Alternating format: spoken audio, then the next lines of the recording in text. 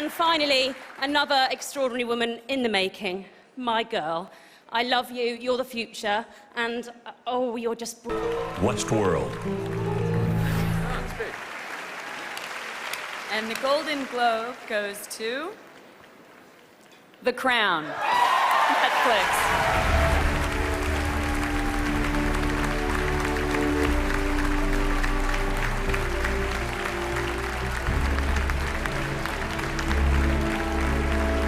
Coming to the stage and accepting the Golden Globe tonight for The Crown, creator, writer, and executive producer Peter Morgan.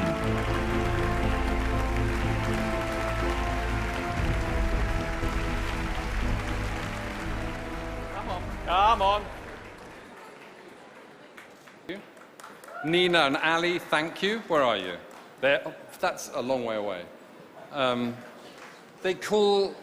It is ridiculous. I'm called a creator on this, and that's as bogus a title as a film by for a director. These are my co-creators. Stephen Daldry. Come and... and our great ensemble of actors with which we are so blessed to make this show one of the most happiest experiences of our professional careers. Thank you to the actors. Thank you to John and Claire, and how lovely to see everybody. Our star-studded celebration continues as the most acclaimed actress of our time, Meryl Streep, receives the prestigious DeMille Award. Follow the Golden Globes on Facebook to see candid photos with tonight's nominees, and on Instagram to see exclusive portraits of tonight's winners. Visit NBC on Instagram for red carpet photos of your favorite stars.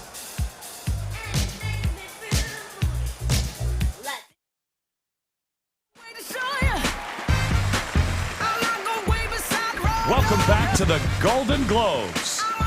And now a winner tonight for her performance in the film Fences, Viola Davis.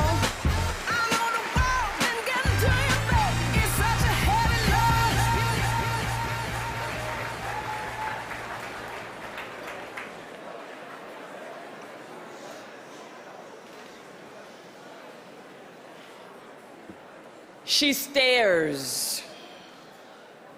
That's the first thing you notice about her. She tilts her head back with that sly, suspicious smile, and she stares for a long time. And you think, do I have something in my teeth? Or does she want to kick my ass? Which is not going to happen. And then she'll ask questions. What'd you do last night, Viola? Oh, I cooked an apple pie. Did you use pippin apples? Pippin apples? What the hell are pippin apples? I use Granny Smith apples. Oh, did you make your own crust? No, I used store-bought crust. That's what I did. Then you didn't make an apple pie, Viola. Well, that's because I spent all my time making my collard greens. I make the best collard greens. I use smoked turkey, chicken broth, and my special barbecue sauce. Silence. I shut her down. Well, they don't taste right unless you use ham hocks. If you don't use ham hocks, it doesn't taste the same. So, how's the family? And as she continues to stare, you realize that she sees you. And like a high-powered scanning machine, she's recording you. She is an observer and a thief.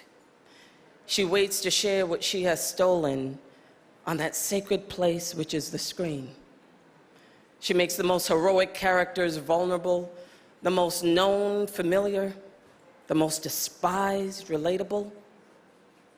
Dame Streep. Her artistry reminds us of the impact of what it means to be an artist, which is to make us feel less alone.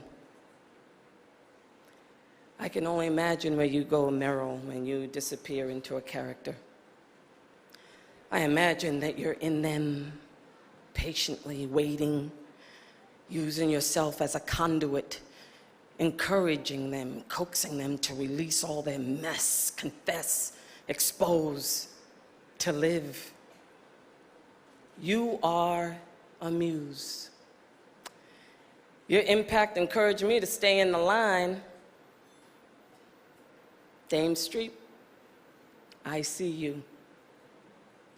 I see you. And you know, all those rainy days we spent on the set of Doubt, every day my husband would call me at night and say, "Did you tell her how much she means to you?" And I said, "No, I can't say anything, Julius, I'm just nervous. All I do is stare at her all the time." He said, well, you need to say something. You've been waiting all your life to work with this woman. Say something. I said, "Julius, I'll do it tomorrow." "Okay, well, you better do it tomorrow because when I get there, I'm going to say something." Never said anything. But I'm going to say it now. You make me proud to be an artist. You make me feel that what I have in me, my body, my face, my age, is enough.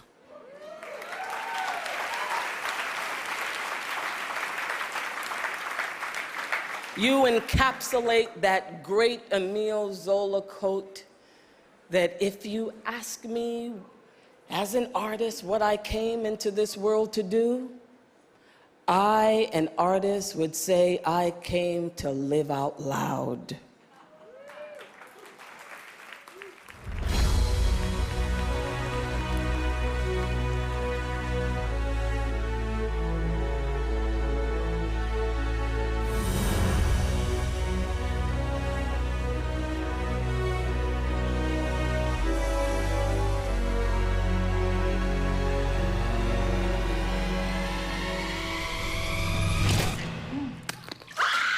I see me, actress, woman, star and lover, virgin, temptress, dream of lovers, yes, it's me.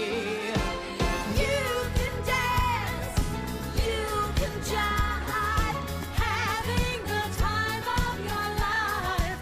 Oh, the world, it is a world of rivers flowing to the sea.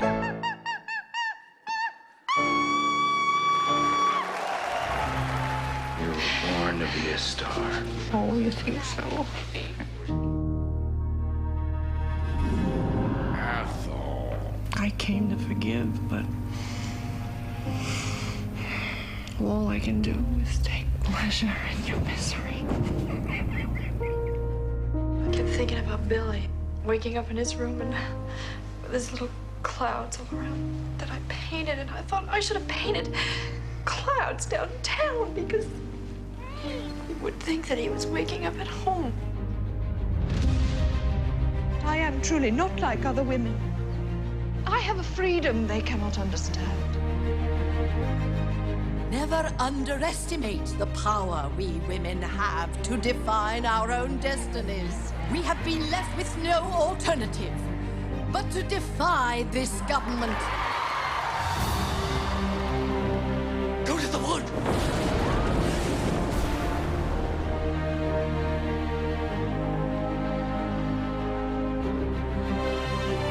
God's gift. We will win, barring a failure of nerve. Just imagine what they're gonna write about me. The Dragon Lady. Learn not to compete with me, I always win! You inspire me.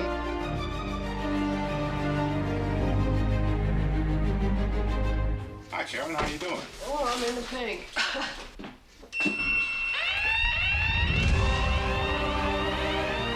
Trust me, Father Flynn. If that's what needs to be done, though the door should shut behind me, I will do what needs to be done.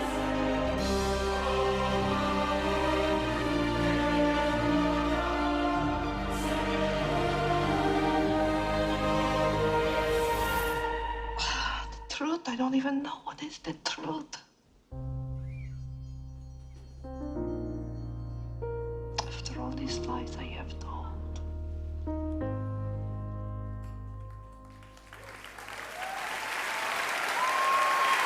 Ladies and gentlemen, Meryl Streep.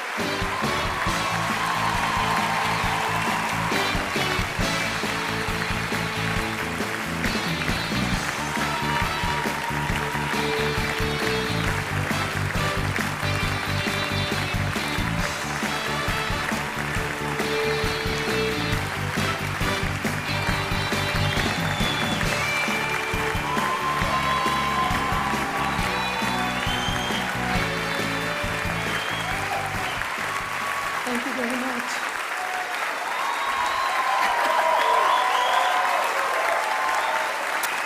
Thank you. Thank you very much. Thank you. Please sit down. Please sit down. Thank you. I love you all, but you'll have to forgive me. I've lost my voice in screaming and lamentation this weekend, and I have lost my mind sometime earlier this year, so I have to read.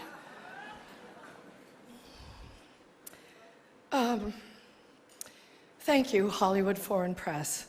Just to pick up on what Hugh Laurie said, you and all of us in this room really belong to the most vilified segments in American society right now. Think about it. Hollywood, foreigners, and the press. But who are we? And you know, what is Hollywood anyway? It's just a bunch of people from other places. I was born and raised and educated in the public schools of New Jersey. Viola was born in a sharecropper's cabin in South Carolina, came up in Central Falls, Rhode Island. Sarah Paulson was born in Florida, raised by a single mom in Brooklyn. Sarah Jessica Parker was one of 7 or 8 kids from Ohio. Amy Adams was born in Vicenza, Veneto, Italy. And Natalie Portman was born in Jerusalem. Where are their birth certificates?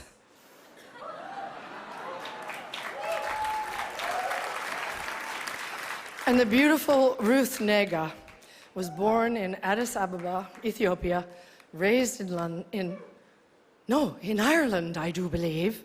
And she's here nominated for playing a small-town girl from Virginia. Ryan Gosling, like all the nicest people, is Canadian.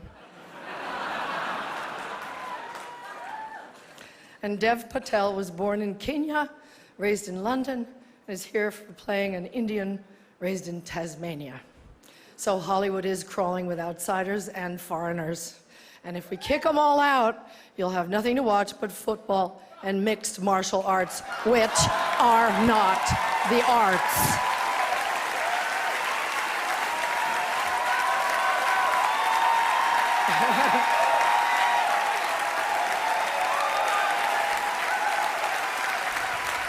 They gave me 3 seconds to say this, so. An actor's only job is to enter the lives of people who are different from us and let you feel what that feels like. And there were many, many, many powerful performances this year that did exactly that, breathtaking, compassionate work. But there was one performance this year that stunned me. It sank its hooks in my heart. Not because it was good. There was nothing good about it. But it was effective and it did its job. It made its intended audience laugh and show their teeth. It was that moment when the person asking to sit in the most respected seat in our country imitated a disabled reporter, someone he outranked in privilege, power, and the capacity to fight back. It kind of broke my heart when I saw it, and I still can't get it out of my head because it wasn't in a movie. It was real life. And this instinct to humiliate, when it's modeled by someone in the public platform, by someone powerful, it filters down into everybody's life because it kind of gives permission for other people to do the same thing. Disrespect invites disrespect. Violence incites violence. When the powerful use their position to bully others, we all lose. Okay, go up with that thing. Okay, this brings me to the press. We need the principled press to hold power to account, to call them on the carpet for every outrage.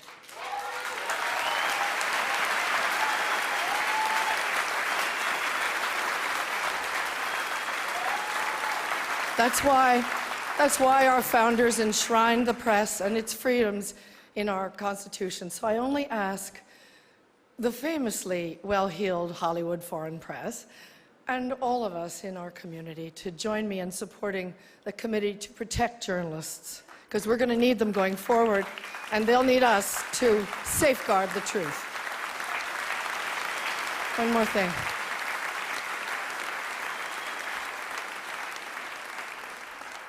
Once, when I was standing around on the set one day, whining about something, you know, we were going to work through supper or the long hours or whatever, Tommy Lee Jones said to me, "Isn't it such a privilege, Meryl, just to be an actor?"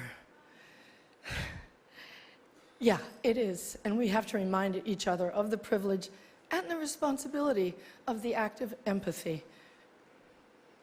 We should all be very proud of the work Hollywood honors here tonight.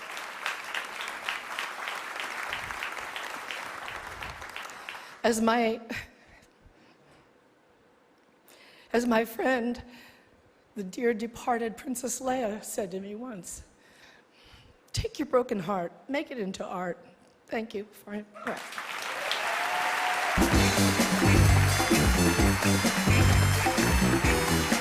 More Hollywood A-listers are coming up as the excitement builds, plus more from Jimmy, the Golden Globes on NBC.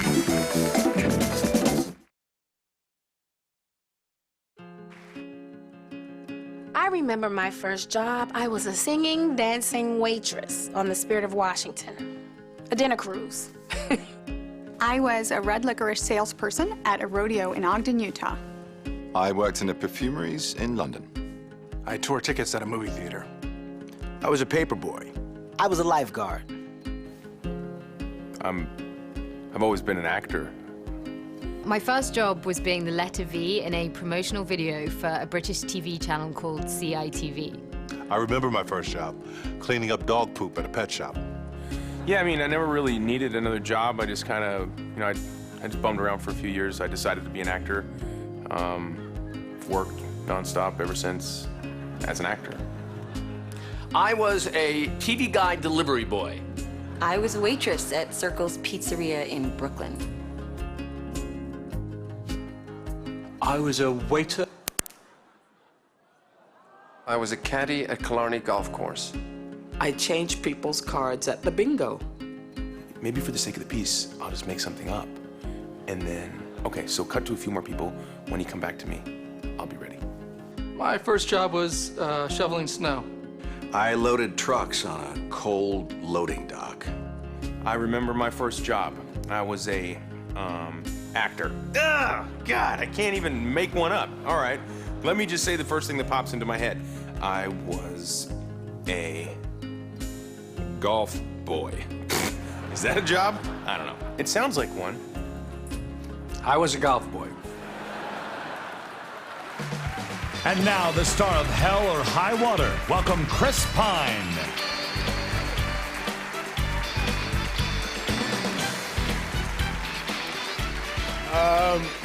I would firstly just like to thank Ms. Streep for that beautiful message of empathy. I thought that was really well put.